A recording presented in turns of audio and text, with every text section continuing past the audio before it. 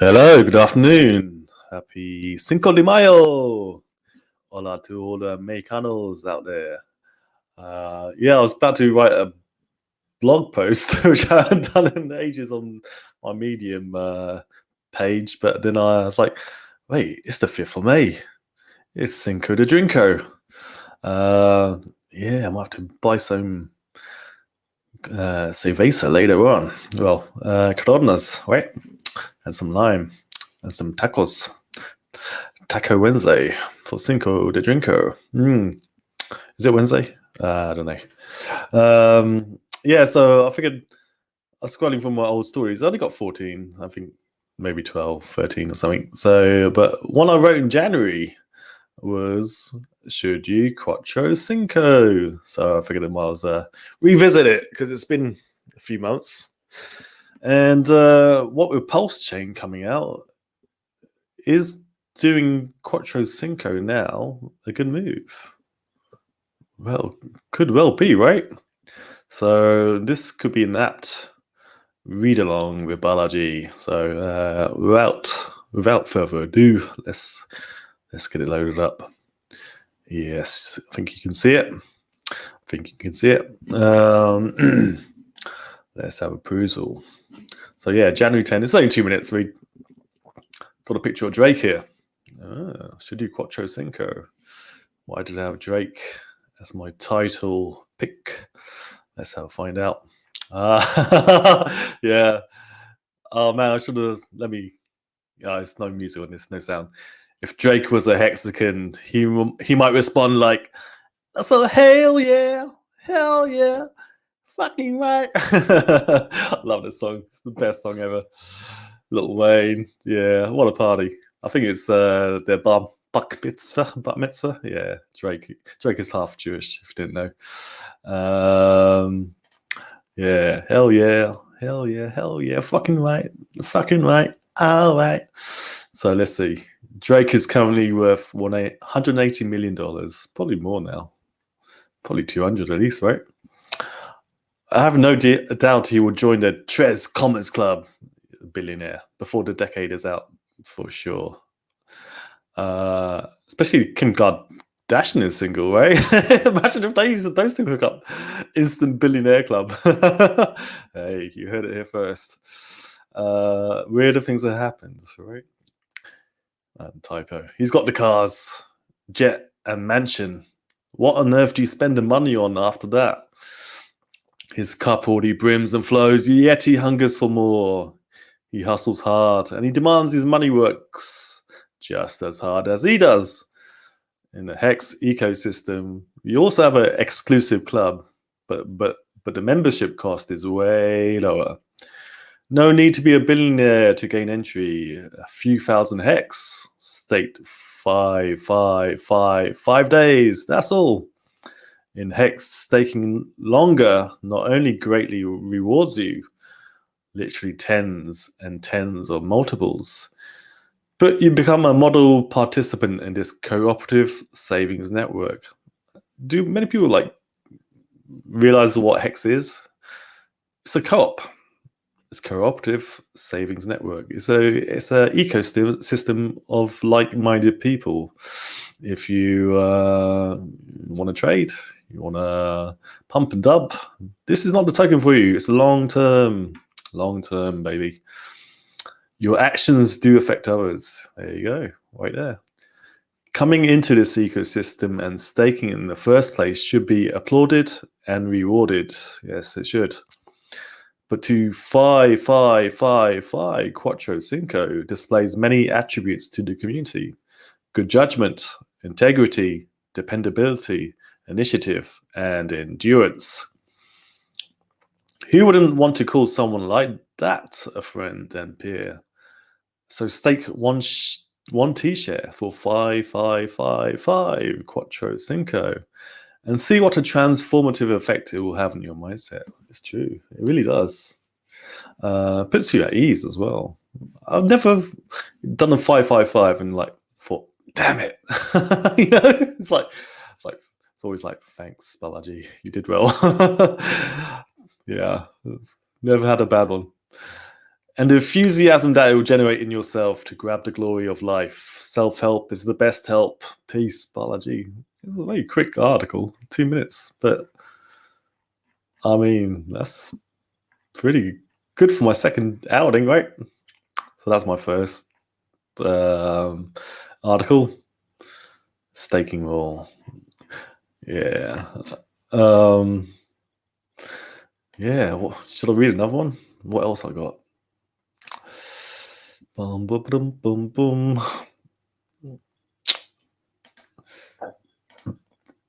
Stories published. Yeah, only 14. Oh, this should be one. Why you should never sell your Hex T-shares. Especially when you're about to get Pulse P-Hex T-shares. December 31st, 2022, the Burj Khalifa is lit up and counting down to midnight. You are toasting your love and looking forward to a great year. You check your staker app. 5,423,209,000. Oh, $423,209. And that's not even the largest number you have seen during the course of the year.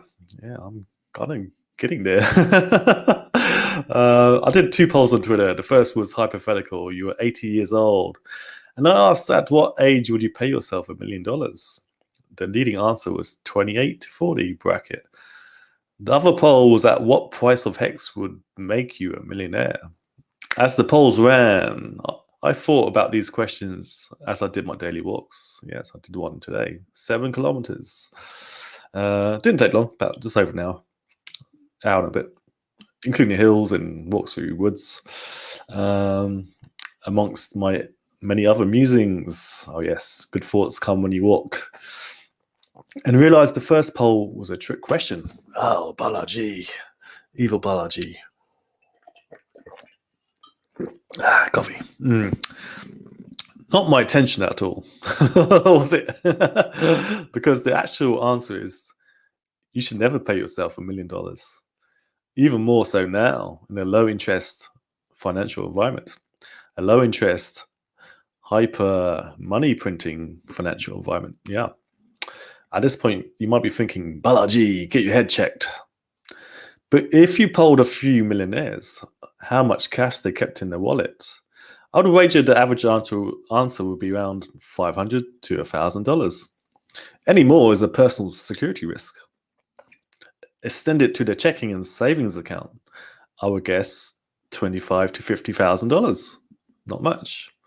Generally, a wealthy investor back in the day would have their money in bonds, certificates of deposit, commercial paper, and other highly liquid instruments. They can write checks out of the account which has $0 in it. Yeah? And you're like, what? That's true.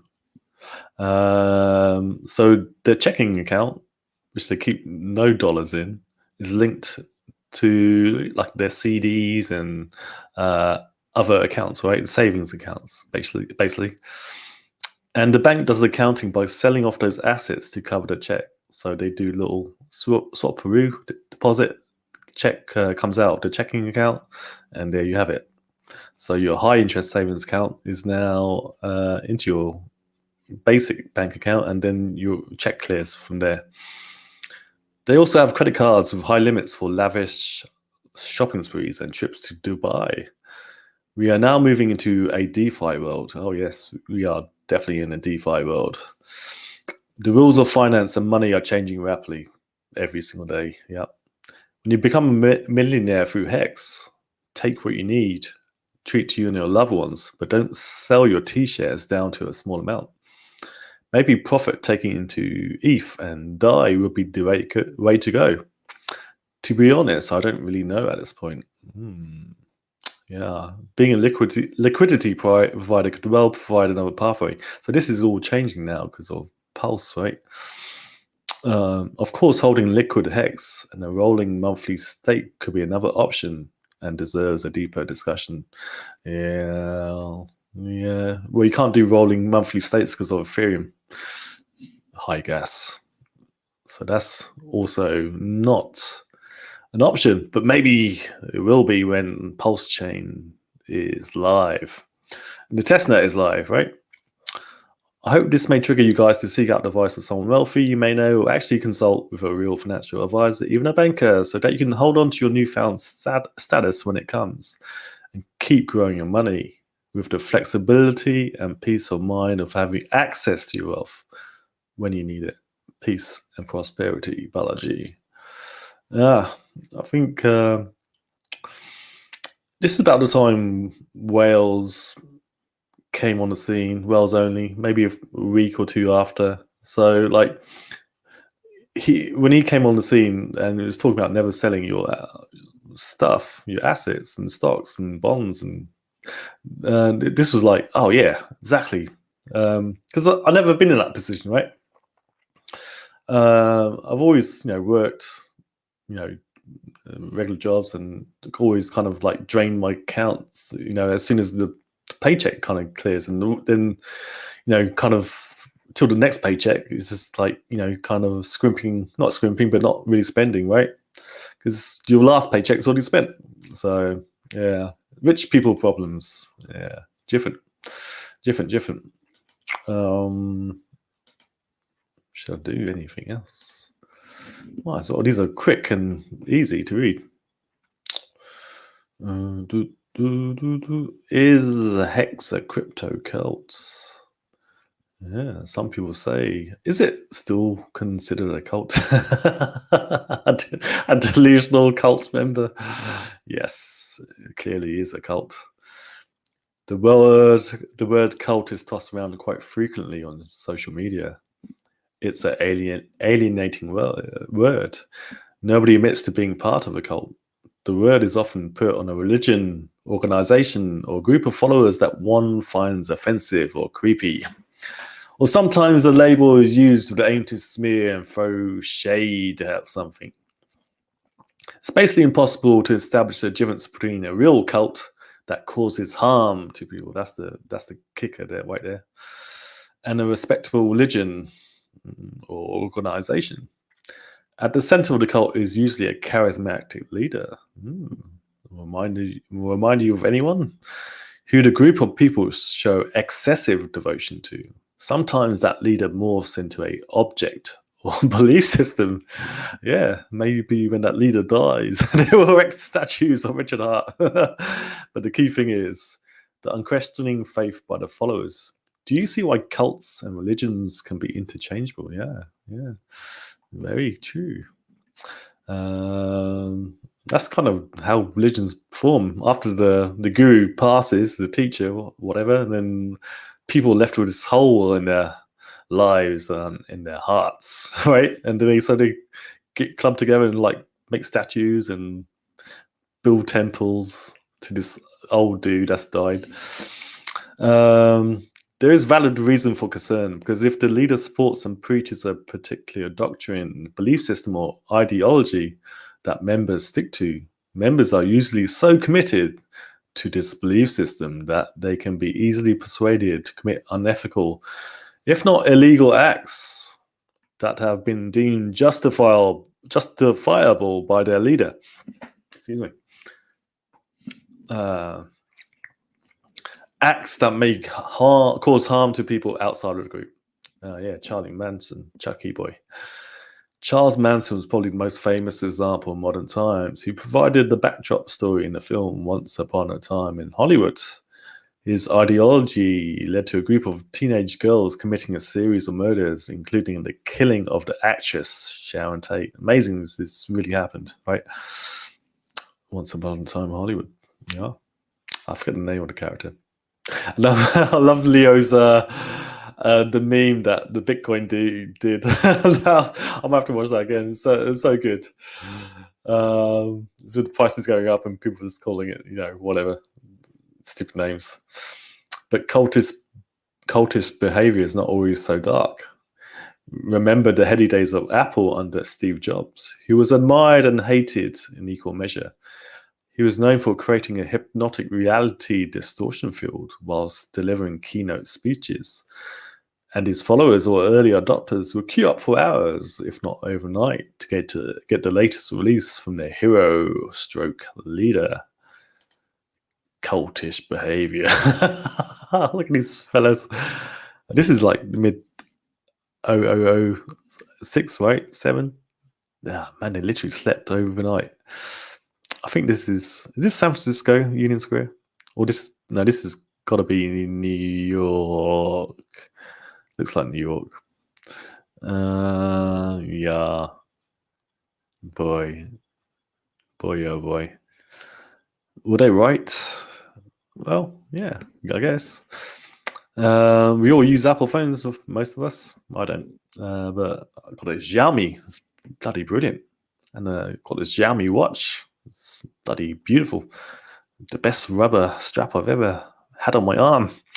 So if you are not aware of this cryptocurrency hex, but are interested in learning about this space in decentralized finance, removing middlemen and creating a level playing field for wealth generation for everyone. Yeah. And you start to uncover some negativity thrown at the hex product and its founder, Richard Hart, including words like cult, scam, Ponzi. Ask yourself who's doing the smearing and what interests are they trying to protect, yours or their own. Mr. Peter McCormack. Yes, the world's best Bitcoin podcaster, a well-known crypto reporter who gets paid by various crypto companies to advertise on his podcasts, like Kraken, the BlockFi, but many. Right now, there are real people who actively broadcast their own experiences with Hex. On Twitter, YouTube, real people with real faces and real gains, me, myself being one, and actually displaying the wealth that Hex has provided in its early days of operation. Is Hex a cult? Or is this just an early adopters trying to spread awareness of a world-changing technology? You tried and used what Jobs envisioned and created. Maybe trying what Richard Hart created will change your life too. But that doesn't sound right. But put money into your pocket rather than take it out. That's the kicker right there. Balaji. I think I'm done reading my own stuff.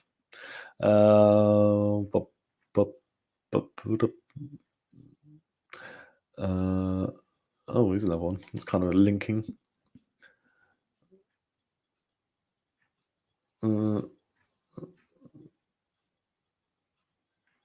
Shall I read it?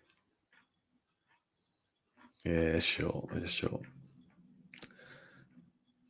The Secret Society of Investments. So I love when he was doing all this stuff. Yeah, it's brilliant memeing. I first claimed my free hex on day 7 of the contract. Had a few Bitcoins. I've been watching Richard Hart for a few months. Yeah, I think April 2019, I first stumbled upon Richard. 2 years. 2 years. And I would have been day 1, but I was on holiday. I knew this product was launching. It was a date I had marked in my calendar. Richard is very good at marketing. He is. But I wasn't exactly frothing at the mouth to get my hands on it, on Hex by any means. I wasn't like aping into it. I was just like, oh yeah, this thing's happening. This dude seems pretty smart. And the anticipation had been built up because there was a lot of delays of launch because of the auditing and code finalization and all that stuff. Finished product, and to be honest, the whole process seemed sketchy and confusing. Yeah, dude, I was like, I'm not a tech guy, am I? I had to move my Bitcoins to a strange wallet. Koinomi, I believe I'd used. Had to sign a transaction? Question mark. I was apprehensive. It felt like a great way to have my Bitcoin stolen. Yeah, I kind of like had no idea. I was like, signing? So why did I plow ahead?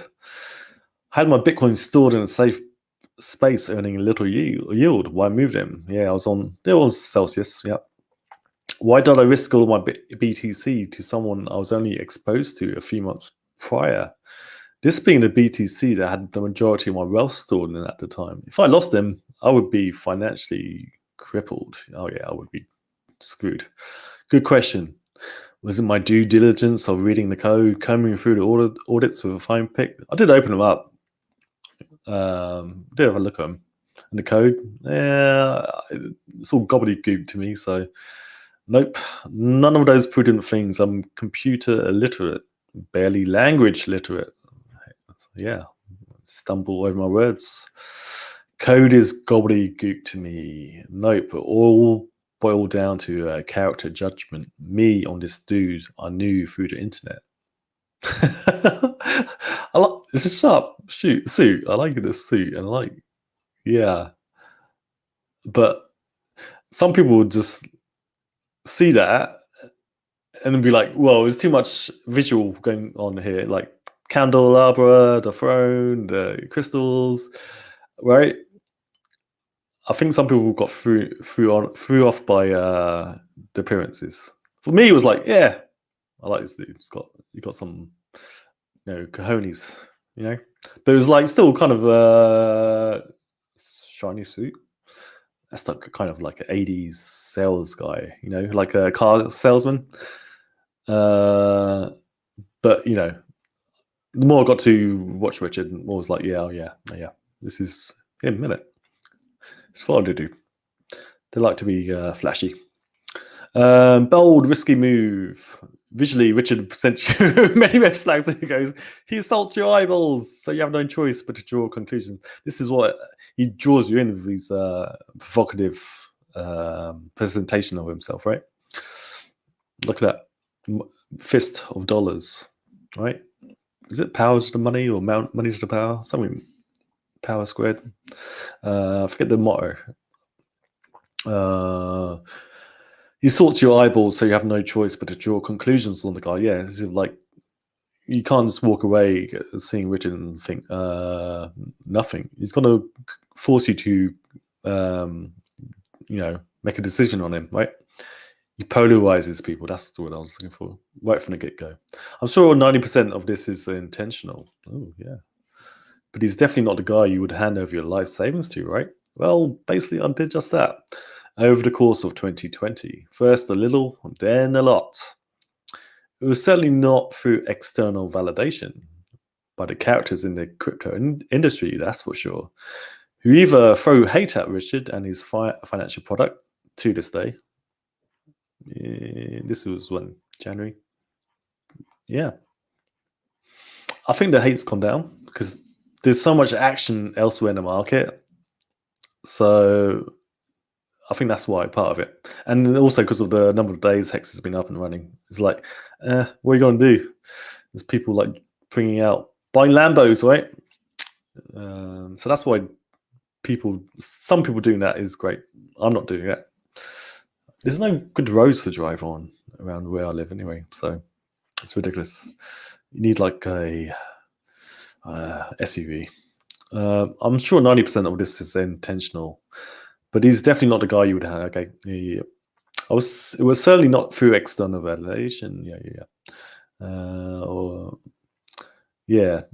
Gatekeeping. They don't want to draw attention to Hex, Richard, and Hexkins. It's bizarre, sad, and embarrassing, all rolled into one.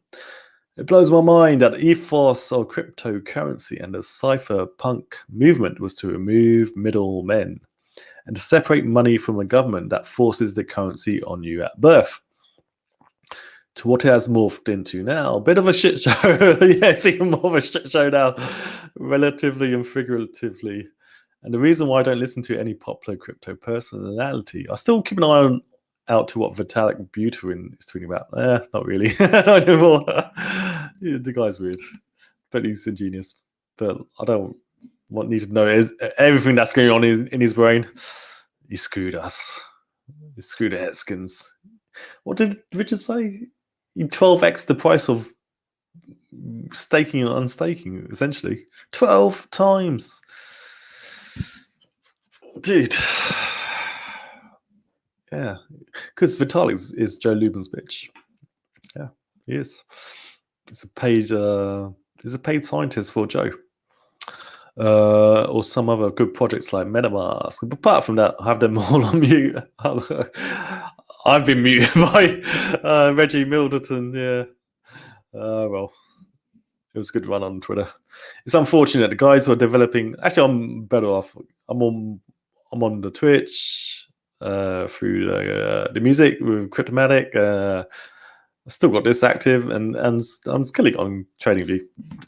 Reputation 207 currently going up every day. It's unfortunate guys who are developing and creating great tools for people are too busy doing the hard work to counterbalance the noise created by the influence. And the influencers do a good job of creating excitement to bring in noobs. It's unfortunate that, have you seen what Rand Nuno is doing? He's got his own boiler shop on YouTube. He's like pumping pre-allocated tokens. And he's saying he's pumping pre-allocated tokens. And then the people watching go, yay! It's awesome. It's awesome to watch end hype cycle crypto. Because this is the biggest altcoin season ever. That means it kind of means, is it going to lead to the biggest bear market ever? Oh man, the wreckage would be great as in devastating for so many people. Yeah, who are doing mostly harm and in the pockets of the exchanges and scam projects. Hex is a complete product. It works great. It's already minted a few millionaires. I hope to be next. Yeah, I was. Yet for the time being, it remains in the murky shadows. That will change in time, of course. But for now, yeah, it's going to take. Pulse is going to should be the way Richard is designing it to suck in economic energy. People are going to have to talk about it. It's a broader. It's not just a single product. It's a ecosystem he's building now. So that is great. Yep. But for now, Hex is definitely a secret society of an investment. Join the club or don't. I don't really care, but I hope it sheds some light on the environment that a good product has to launch in. Yeah, it's tough. Imagine if you tried to have to launch your own crypto. You would have to pay out millions and millions and millions to get on exchanges, to get on, pay these YouTubers. It would cost you like $50 million, I reckon, minimum. And the challenges it faces just to receive acknowledgement from the self-designated powers that be. Thankfully, the Coda contract will continue to run day after day. And the longer it does successfully, the more people gain confidence in what Richard has devised. I hope you all enjoyed reading this. Biology. Cool. All right, I'm done reading. I'm going to take a nap. Hope that's cool. Hope you enjoyed it. Yeah, me and writing. Shall I do one today? Cinco de Mayo. I've got some good info regarding just charts and stuff. So maybe I'll just copy and paste. Yeah, maybe I'll just do that. All right, guys. Peace. Biology out.